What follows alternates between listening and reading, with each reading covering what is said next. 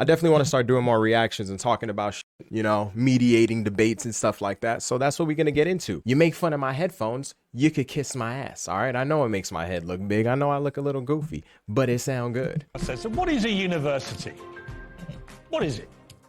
I mean, it used to be a place where people fuck that our bright young minds would go to expand those minds, to be challenged, to take risks, to take part in rigorous debate with people who may implacably disagree with them, and then maybe reach a point of consensus and go and have a beer together, have some fun. That's a fact. That is a fact. I don't think that's just a university thing. I think that's a thing in general where we for sure were able to disagree a lot more back in the day about certain topics and be like, hey, I don't agree with that shit, but that's on you. Let's go out for a beer. You know what I'm saying? Even though I was too young for that. That was what universities used to be about. But look at what they've become. They've become these cotton wool, bubble-wrapped hellholes where the enemy is free speech, where there's a charge for safe spaces, where everyone gets triggered. This motherfucker mean to be with triggered the sound by something you bites. might read or hear. So what is going on at our universities? Well, a shocking new report by the Higher Education Policy Institute, HEPI, revealed a dramatic and disturbing surge in support for censorship by students, safe spaces, protection from alternate viewpoints. 17% only said they supported ensuring unlimited free speech on campus, although offence may occasionally be allowed. And a staggering 86% of them endorse the use of trigger warnings so they can be protected from coursework that might upset them. More than a third of the students believe their teachers should be fired for exposing them to any material they find offensive, which is double the number in 2016. Oh my God. 39% believe the student. How do they determine what's considered offensive enough to fire a teacher? Like, what if, I don't know, maybe like saying goddamn is offensive to me because I'm like Super Saiyan Christian, but for another person, not using their pronouns could be offensive. Like, what is the barrier that has to be broken for them to go, okay, no, we have to fire these teachers? That's already a slippery slope. The union should ban all speakers who might cause offence, and 76% want universities to get rid of any statues or memorials to historical figures they find problematic, which, of course, by their yardstick, is now pretty much everyone. But I'm joined now by Larissa Kennedy, the president of the National Union of Students. Look, this report to me was incredibly damaging. You're representing the National Union of Students. What's going on at our universities? Why have you all become the enemy of free speech? Why do you all get triggered by everything? Why have you all become such snowflakes? Interesting that you want to position students as enemies of free speech when it's the very opposite. In fact, this report shows that so many students are welcoming the idea of a free speech champion, but also are welcoming the idea that we can hold multiple truths, that yes, we have to uphold freedom of speech, but we also need to put in place protections to make sure that our campuses are a safe space for the evolving people who are coming into them. What does that mean? And if you want to ask what that means, it means that when you've got someone who has views that are obviously going to spark outrage, that you give a heads up to the people coming. These are common sense kind of things that students are talking about. And in fact, if I may finish my point, when you talk to people... Hey, Piers Morgan got a serious problem with interrupting people, though. I was watching his Andrew Tate one, and oh my gosh, like every time this guy would ask Andrew a question, Andrew would try to answer it. And in 12 seconds of him being not even halfway through his point, he said, yeah, that's great, but Piers, you got to give people a chance to talk. In local communities, when you talk to ordinary people and you talk about the real realities of these measures that students are suggesting, like giving a heads up to people or like, helping facilitate protests and so on, people on the ground agree that these are just common sense things to avoid any... I don't know who you're talking to, but they don't. I don't know who you're talking to. Most people think this is all completely crackers. What is crackers? Well, let me go through crackers. What do you need trigger warnings for about stuff you may read or stuff a professor may say? Why do you need trigger warnings? I mean, what happens? You literally have this sound. I think this is a pretty... Obviously, you don't do that. I think he's really telling them when to add the soundbite. It's actually what the report warns about. It's people like you who are creating these kind of inflammatory headlines and responses to what is a pretty I've just read the report. Issue. No, you've said that there's going to be a sound played out in classrooms. That's not what's happening in universities. The thing about that is, I actually think that point she just said, that he's essentially expanding whatever it is that she's putting in this report report. So if they're saying we need to make our university a safe space and have a communicative campus, certain people can look at that and be like, oh, free speech is killed, but you expanded it. And that's not just being done to the left, that's also being done to the right, where the right could say something like, oh, I believe as a man I should provide and protect for a woman because women aren't as strong as men are. And then boom, labeled a misogynist. And it's like, hold on, don't take what I said and just expand it like that. Like, listen to what I am saying. And if you have questions, you can ask me. The whole point of university is to be challenged. It's to be critical. And in fact, it's challenged. It's students who are, no. I actually do agree. I mean, I didn't go to no university. I'm over here on YouTube. But I do agree that it should be meant as a space that you're being challenged in. Like, if you're gonna really put all these years into it and it's a space that not everybody gets into, you don't want just this easy ride. You want to challenge your brain to a degree that when you come out, you're leagues above a lot of people who can't handle these type of debates and challenges and things of that nature. To me, that's what it should be in these type of universities. It's about learning to be critical of the things that you see and hear. And obviously learning whatever it is that you're trying to study for. That's a given. If you don't believe in free speech for people who you disagree with and even hate for what they stand for, then you don't believe in free speech. No, you don't. But if you don't believe that freedom of speech has the legal limitations that it has always had in democratic countries when it comes to the Equalities Act and other forms of limits that have been always put on freedom of speech, then you also don't believe in freedom of speech. You believe in freedom from consequence. And those are different things. I think.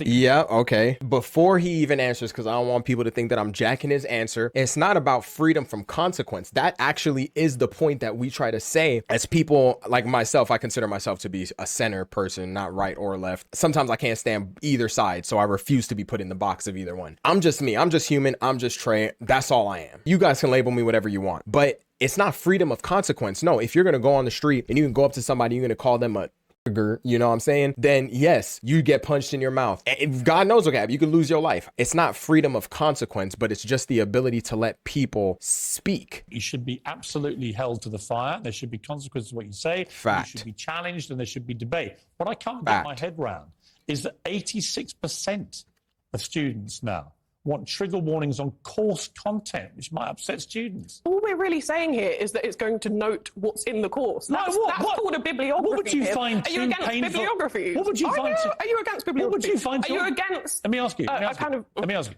What would you find too triggering to read? Man, she got all that attitude. I can't give you a personal example because it's not my personal opinion. This is students who are just saying, tell me what's on the course. You have bad faith actors who are stirring up division around this when so many organisations, most of whom usually disagree, are saying this is a non-issue. And then you have to ask the question, why do we have so much airtime on this? Why do we have so many people pouring money and resources, particularly so our government, into talking about this? And when you see it in the context of the policing bill, of all of the other bills that are coming through that are incredibly draconian. What does that mean? Oh, draconian?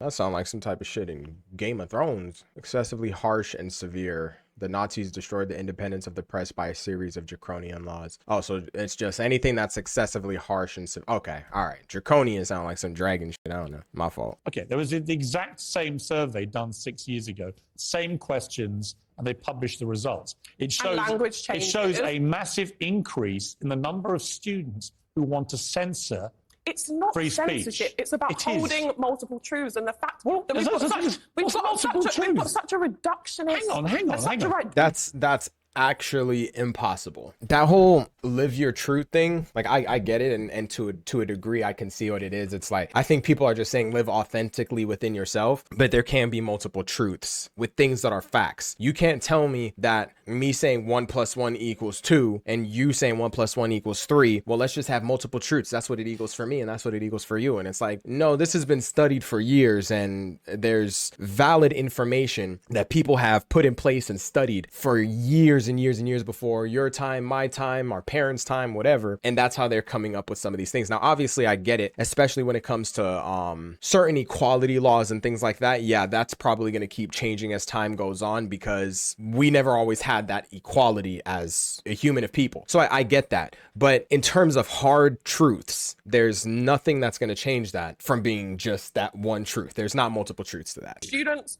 want to make sure that, yes, there is freedom of speech, but also that we're enabling support for students who... Can I ask a question? Campuses are students' Can I ask a question without you getting offended? I'm not offended. Right, You can offend me if you're trying. Okay, great. That's a lie. Great. Go ahead. I love that. I want to give you my honest opinion. Please You give me yours. Go What ahead. is multiple truths? Multiple Because last truths. time I checked, there's only one truth. Facts are facts. I'm looking forward to this one. I got to hear this. Outlook. Maybe you should go No, to uni. it's Maybe you should go to uni. It's called but the fact. anyway, There's only one to truth. answer your question... Do you agree there's only one truth? To answer your question, what does it mean?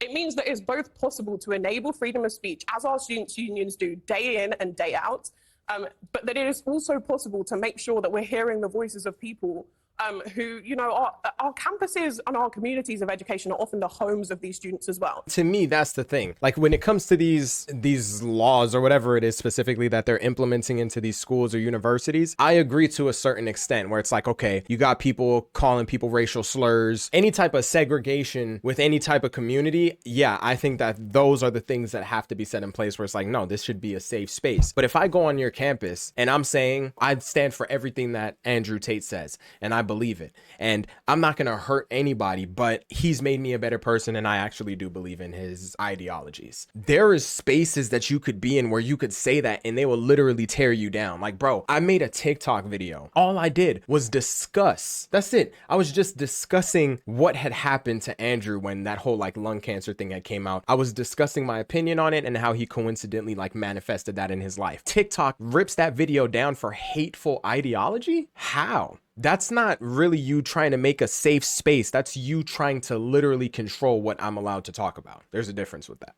The former president of the Young Americans for Freedom in Buffalo. Before we speak to Teresa, I want to just play a clip. This is what happened. She invited This girl a looked like prominent a black straight Republican AI Republican, bot, bro. What the Alan hell? West, to speak at the University of Buffalo on a subject called "America is not racist: Why American Values Are Exceptional." During the Q&A session, protesters began chanting and banging on the walls. Move your West, shoulders who was a little the bit, speaker, goddamn. was escorted by police out of the event as protests continued outside. Teresa, you were with West and the police escort. You got separated. The protesters chased you into a bathroom where you had to hide for hours as they shouted, "Go get her." Here's a bit of the footage from what was an alarming experience. We're going after Tariq. I know. All these people going after that? They going after that girl for what? This is the thing that I honestly believe is happening. Is something you could just chase the crowd to whatever the crowd is running to, and you don't even know what the crowd is running to. You are just chasing. There used to be fights going on in high school. You didn't even know it was a fight. You just see a bunch of people running. You're like, let me start running with them. What's going on? I think that's a natural human instinct. You don't know if you running from, you know, the goddamn meteorite, you running towards a fight, or you running from Slender Man. You don't know. So you just better start running when you see everybody running. So I don't think a lot of these people, or all of these people that you saw running towards her, had that problem with her that they're discussing. A lot of these people are just either virtue signalers trying to take the moral high ground and moral high horse, or they're just running to see what the hell is going on. No justice. No peace. No justice. No peace. No justice. No peace. That whole no justice, no peace is a bit of a conundrum, isn't it? Because if you're not going to cause the peace, if you're not going to try to lead with peace because of the injustice that keeps going on, well, it's going to be a negative feedback loop, right? Because you're causing disruption, which is going to cause more disruption to the people who are already causing the problem. And it's just going to keep going and keep going and keep going. I remember thinking, God, a young woman who invites a speaker is basically in fear of her life from a mob that is behaving in such a shameful manner. What was it like for you? And what do you think of this whole report that's come out in the UK about more and more students wanting to censor free speech? They only host speakers on the left, so with the help of Young Americans Foundation, I wanted to bring a conservative speaker to campus to talk about these important issues of race and American exceptionalism. And I think that the report that came out recently that shows that college students are not supportive of free speech is very alarming. And I saw this on my own college campus by just trying to host a speaker that they didn't agree with. They tried to run me off campus and tried to terrify me, and I was afraid for my life as over 200 protesters were... You guys are mad because she brought on a speaker that you don't agree with. That's it. And what you did was scare the living shit out of this little white girl. You scared the shit out of her. She can't even move her shoulders no more in this interview. To me, I'm just saying, I would rather there be a bunch of people who are discussing things that I may not stand for and agree with. I'd rather those be a much bigger number of people that occupy my world than there be a bunch of other people that occupy a much bigger number that whenever you say something that they don't agree with, or you have someone that they don't agree with, they are going to rush your ass down, and you don't know if they're going to try to kill you or hang you, chop your balls off. I don't know. That is way worse to me. As you said, I had to hide in a men's bathroom and call the police as they were shaking doors and screaming, go get her, capture her, we need to get Therese. So overall, I find that's it straight really up Nazi shit. Like, what is wrong with these people, man? Capture her? This ain't domination, bruh. God damn. concerning that students don't value free speech, as they seem to only value speech that fits their narrative and don't want to hear from the opposing Childish. side. That's what college is all about, is having those debates. Right, well, thank you, Therese. So, Larissa, I'll come back to you. I mean, I presume you find that footage appalling, do you? What I find is that the Oh my ways in which we talk about footage like that is. Oh my God. I cannot even wait to hear what this girl is about to say, but come on. Your answer should have just been yes. Yes, I don't agree with that. That was crazy. But Jesus, man. Like some of these people, they just never want to be put under the fire and be wrong. They literally chased a young woman into a men's restaurant. So what happened howling, from go my get vision her. of Do you that? not find that from appalling? watching that, what crazy. I've seen is that a speaker spoke and students also spoke.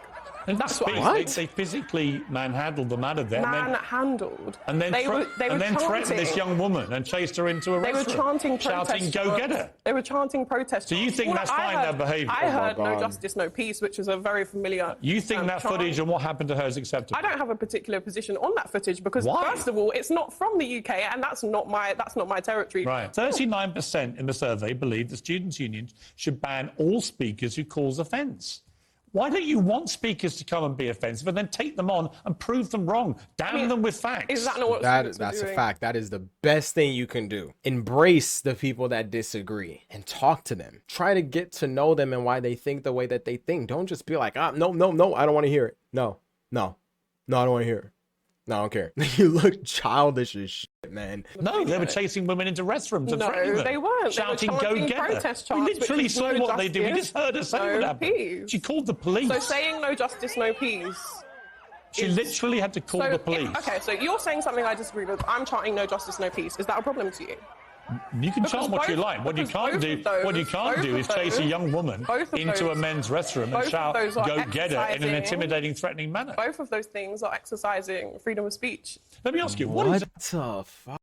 Technically, you're not wrong, but for real? So I can have freedom of speech, but because there's a certain narrative that a bigger percentage of people agree with, I just should deal with them going rogue and chasing me down. And there's a mob of people. I don't know what any of these people are capable of or want to do to me. Yeah, we see people chanting no justice, no peace, but is that everybody's motive? One of them is just speaking freely. One of them is speaking freely while also inciting violence. Don't be an idiot. They're completely different. First of all, let's clear the record. Is this a safe space? It was not. Hell no!